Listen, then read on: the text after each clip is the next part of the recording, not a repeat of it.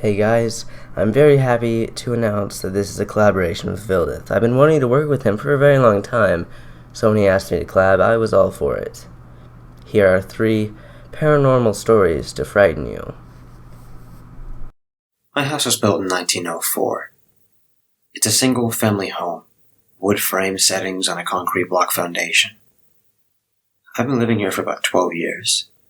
Of all the weird things that my siblings and I have seen or heard in this house, this one event was my favorite. This happened to my brother. About 10 years ago, my brother and his best friend started a garage band playing mostly Spanish rock, alternative music, but in Spanish. His friends could only get together on Sunday afternoons. They would practice into the early evening, and they would usually call it quits by 8 p.m. This was usually the time I showed up and went to bed, because I worked the graveyard shift. This happened in late fall, so the days were getting shorter. They had just finished a long session when the decision to head up to someone else's house came about. My brother handed his car keys to his buddy so they could load up the equipment.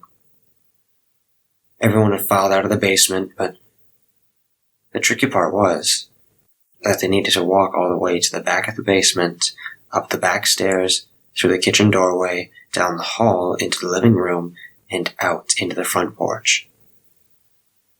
Everyone was outside, sitting in my brother's truck, waiting for him. My brother was walking up the back stairs when he remembered that he had left his pancakes in a to-go container sitting on speaker in the basement. He made the decision to go back. Now, the basement's not clean. With full sight lines, there have been partitions made, and the boiler and main heating unit are right smack in the middle. So after my brother walked back, he was about to retrieve his food container when out of the corner of his eye, he saw it. It was a shadowy figure, bright at his peripheral vision. A feeling of dread and uneasiness washed over him. We had been taught that if you are in the presence of a spirit or ghost and you feel a bad vibe, to say a quick prayer or to cuss at it. My brother chose the latter. He basically told it, "Hey, fuck off. I don't have time for your shit." My brother started to walk to the back of the basement and briskly up the stairs, closing the door and turning out the light as he walked out. Luckily, the door was open and the light from the street lamp was flooding the living room with its amber light. My brother said he felt something at his back, but at no point did he turn around. As he flicked the last switch, the living room went dark, as did the rest of the house. As he stepped out, he pulled on the door, closing it behind him. Still holding his food container in one hand, he jogged down the few porch steps. He walked towards the front gate. Our house resides far from the main street, essentially having a large front yard but no rear garage. As he closed the gap between himself and his friend-laden truck, he kind of smiled and thought things over in his head, mad at himself for spooking out when there was no reason. He climbed to the driver's side of the truck, putting on his seatbelt and getting ready to pull out of the parking spot directly in front of his house, when one of his friends asked, "Hey, wait, what about your brother? Isn't he coming with us?" My brother answered, "What do you mean? He went to work early tonight. He's already gone. Did you not see his car anywhere?" The next question they asked, "So then, who was walking behind you when you were leaving the house?" Growing up, I was always interested in the paranormal. I love reading ghost stories or watching movies on TV. But in reality, I knew that I'd be terrified if anything ever happened to me. I grew up in a small town in Illinois. I had moved there when my mom and my stepfather got married, and I've lived there ever since. When they got married, we moved into the house that my stepfather had purchased a few years back. It was an older home that was built in the early 1940s. The interior of the home was outdated, and my mom and stepdad definitely knew it was time to do some renovations. They had started updating the house in small portions. The area of the house is the basement. I'm sure you can guess, and that's when things started to occur. The basement was split up into two parts. The first part was the main area, and the second part was the laundry room. My parents decided that they were going to make the main part of the basement my playroom because I had too many toys that needed their own space. In the laundry room, there was a crawl space. It had a little wooden door that covered the opening. Now, the crawl space was not low to the ground. It was higher up on the wall with a few steps you had to walk up to get into, so the door was eye level. For some reason, my mom always kept that door open. There were no lights in the crawl space either, so it was rather creepy. A couple of weeks after they finished the basement, we were all eating dinner in the kitchen. Now the basement door is in the kitchen, and it's always open. We were having a conversation about school like we always do, when all of a sudden we heard one of my toys go off. It was a little grill that made noise whenever you walked by or touched it. We thought it was pretty odd, but brushed it off. The next night, it did the exact same thing, except this time it kept going off. When my stepdad finally stood up to go downstairs and turn it off, the doorbell in my Barbie doll playhouse started to go off. He eventually went down there and took the batteries out of both. After that, I only went down there if I had friends over. Another occurrence in the basement happened in the laundry room. My mom had asked me to go down there and grab some laundry out of the dryer. When I did, I was just about to finish, when all of a sudden the door to the crawl space started to slowly close. Now remember, it was always open, so I could see right into it. I don't think I've ever run that fast up the stairs before. Needless to say, I spent as much time as possible in the basement. The next area of the home that my parents renovated was the kitchen. It was a Saturday night, and my parents were in the process of renovating the kitchen. They had pretty much just started. They decided to let me stay home when they went to the hardware store to pick up some things for the renovation, so I decided to watch some TV in the living room while they were gone. My living room was right next to the kitchen, so it was very easy to see the kitchen from where I was sitting. About 20 minutes after they left, I heard two of the cabinets in the kitchen slam shut.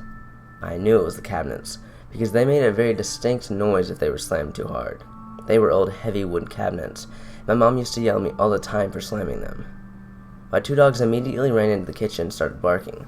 One of them was staring at the cabinet, while the other started barking down towards the bottom of the basement stairs. I was so freaked out, I brought the dogs into my bedroom with me and locked the door. The next room to be redone was mine. My parents were just repainting the walls, adding new carpet, and putting shelves on the closet. Now, by the time they had started redoing my room, my little brother was about 5 years old. My parents decided they wanted to go out for the night, a couple of days after they finished my room, so they asked me to babysit. I invited a friend over to help me babysit and see my new room. We had brought some toys in the room for my brother to play in, while we sat on the bed and talked. About an hour after my parents left, my brother stopped dead in his tracks and lifted up the bed skirt on my bed.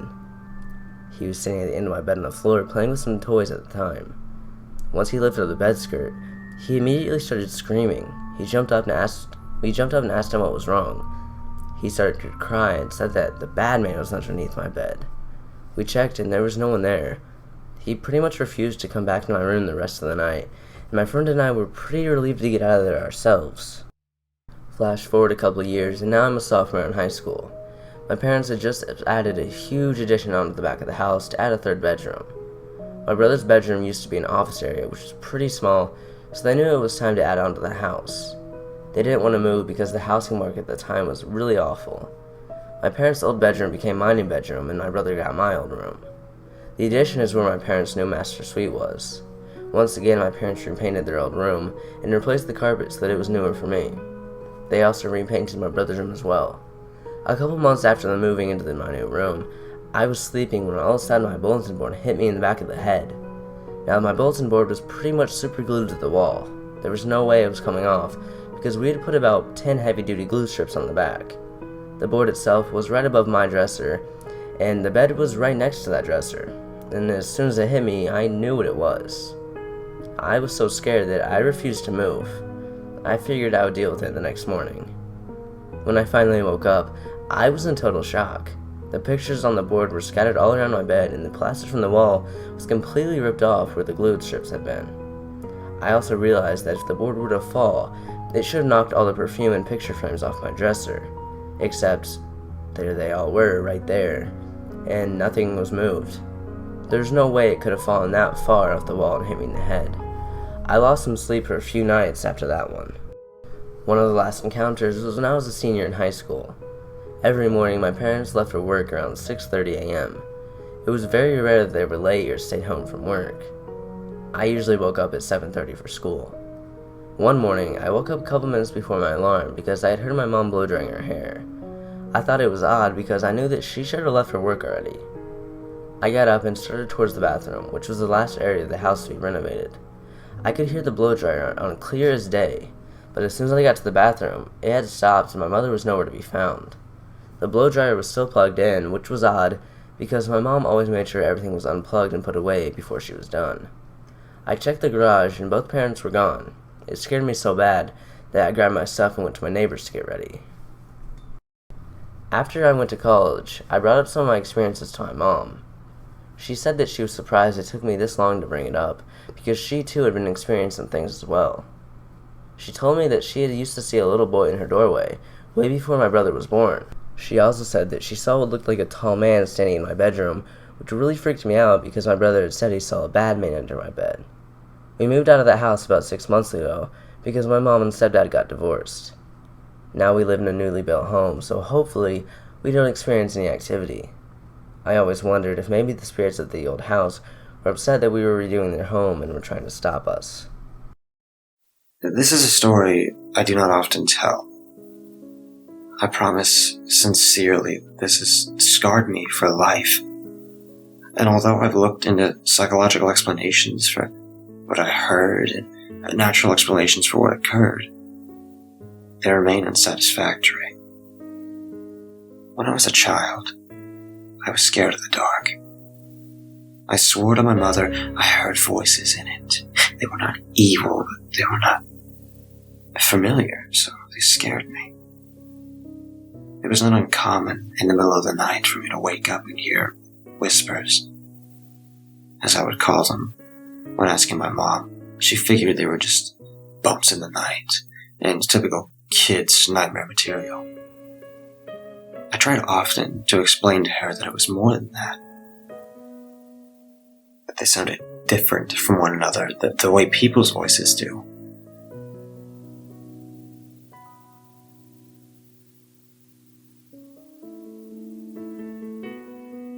On some nights I would get so scared from these whispers that I would sleep in my mom's bed with her. I should add at this point that when walking out into the hall to go to the bathroom, you looked directly down the stairs that would lead you into my living room on the first floor, as my mom's bedroom was on the second floor. On one such night, around Christmas, I awoke and felt the need to relieve myself. I walked out from the door and distinctly heard the phrase, "Look!" And to my astonishment, a red light, almost like a spotlight, was cast upon the wall at the very bottom of the stairs. The light had no other source. It was by itself. I was transfixed by it. Being a little kid, and it only being a few days from Christmas, I knew what this light was. It was Santa. How else could he get into my house to know I was being a good boy? I was so excited, I began walking down the stairs to greet him, picking up my pace after the second step as it began to creep off the wall and fade in the darkness in my living room. That's when I heard it. A very strong, masculine voice, different from the first. Not at all like my father's. It said, "Stop right now. Go back up those stairs." I listened. It turned around, and what happened next, I'm not sure I would believe if someone had told me the same story. After reaching the top of the stairs, I heard a very large crash that sent me running back to my mother's bed, where I jumped straight under the covers and stayed there the whole night. When we awoke the next morning, the poinsettia lights, the little Christmas flower lights that glowed red, my mother had put them on the railing down the stairs, where it pulled straight down to the bottom of the stairs. Some broken from what seemed like a forceful tear. laying in a single pile. The dry sink in my living room had fallen from the wall. My mother could not explain it. My father was worried that we had been victims of a home invasion. My sister was crying. There was nothing missing. Nobody had broken in. There did not seem to be any reason this had happened. And then I saw it. And I kept quiet about it because I was so afraid that I could not force words out of my mouth. There, on the edge of the wooden dry sink, which had been faced up, were 3 indentions where the finish on the wood had been worn, almost as if in a forceful grip. Something down there had grabbed it and threw it down. That was what the bang was. I was mortified. After that day, I never heard a single voice again.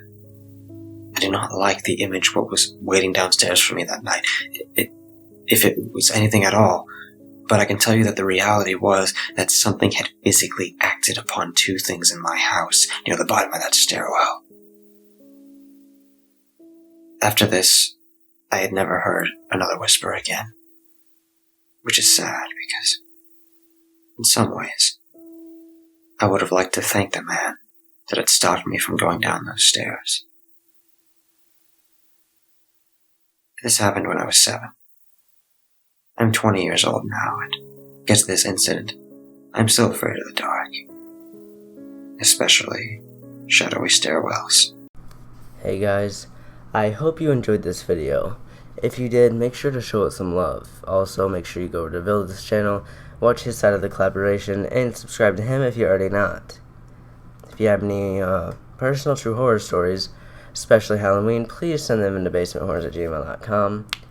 Also, if you have any type of stories you want me to narrate, any, specific kind of stories, also tell me in the comments. Sorry if I'm kind of out of it today, and sorry the way my voice sounded. If you can't tell by my voice, I'm kind of sick. But sorry about that. But again, I am happy to have worked with Ft.Viidith. Make sure you guys like the video, and yeah, have a horrific day.